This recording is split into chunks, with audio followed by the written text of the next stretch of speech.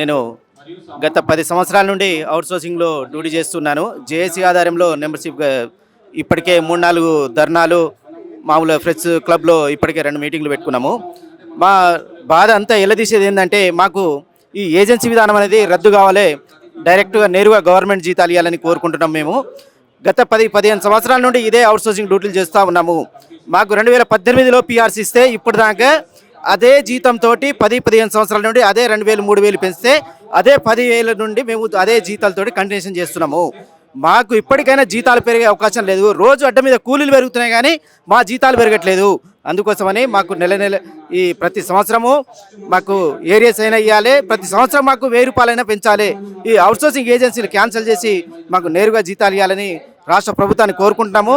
మేము ఏజెన్సీ ఆయనకు ఫోన్ చేస్తే జీతాలు ఏమని ఫోన్ చేస్తే ఈ రేవంత్ రెడ్డి సర్కార్ నుండి మాకు ఫోన్ ఏజెన్సీ ఆయనకు ఫోన్ చేస్తే వీళ్ళే మాకు ఫోన్ చేసి మీరు జీతాలు అడగడం ఏంది, సీఎం ఆఫీస్ నుండి ఫోన్ చేస్తారు డైరెక్ట్గా, జీతాలు ఎందుకు అడుగుతారు, ఏజెన్సీ ఆయనకు ఎందుకు ఫోన్ చేస్తారని.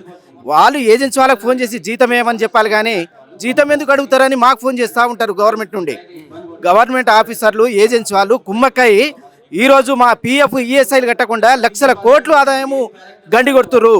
మాకు బతకడానికి కూడా కష్టమవుతుంది. హైదరాబాద్లో 10,000-15,000కు ఈ గవర్నమెంట్ అధికారులు ఏజెన్సీ వాళ్ళు కుమ్మక్కయ్యరు. ఎమ్మెల్యేలు ఎంపీల ఏజెన్సీలు నడుస్తున్నాయి. ఈరోజు ఈ రాష్ట్ర వ్యాప్తంగా మా ఏజెన్సీ వాళ్ళు మా ఉద్యోగులకు జలలా పిడుచుకు తింటున్నారు.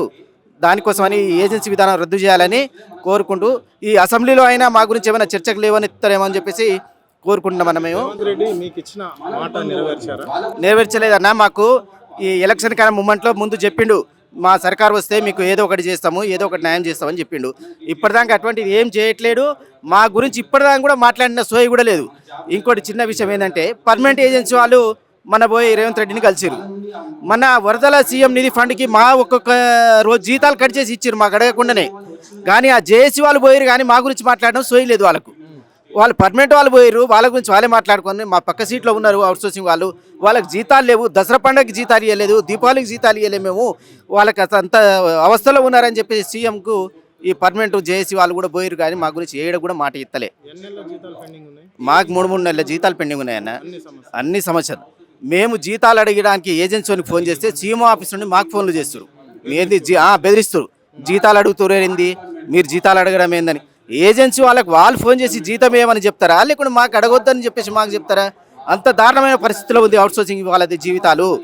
ఇంకోటి ఏంటంటే ఈరోజు ఏజెన్సీ మా ఈఎస్ఐ పిఎఫ్ కట్టడం పోవడం వల్ల దాంట్లో అధికారులు ఈ ఏజెన్సీ వాళ్ళు కుమ్మక్కై మేము ఎక్కువగా అడుగుతూ ఎక్కువగా ఏమైనా ఫోర్స్ చేస్తే నెక్స్ట్ డే డ్యూటీకి రావద్దని చెప్తారు. ఏదో దానికి వంకబెట్టి డ్యూటీలు కూడా తీసేయడానికి మానసికంగా ఇబ్బంది పెడుతున్నారు. డ్యూటీలు కూడా తీసేస్తారు. మళ్ళీ కొత్త వాళ్ళని పెట్టుకుంటారు. వాళ్ళ దగ్గర 3 లక్షలు 2 లక్షలు తీసుకుంటారు. మళ్ళీ వాళ్ళ సంవత్సరం కాలం వాళ్ళ డ్యూటీ చేపిస్తారు. మళ్ళీ వాళ్ళని నిలదీస్తారు. మళ్ళీ వేరే వాళ్ళని కొత్తని పెట్టుకుంటారు. అట్లా ఇది ఏజెన్సీ మామూలుగా వీళ్ళు అధికారులు కుమ్మక్కై ఈ అంతా చేస్తున్న పని. మాకు ఏజెన్సీ విధానాన్ని రద్దు చేస్తూ మాకు నేరుగా జీతాలు ఇవ్వాలని కోరుకుంటున్నాం మేము.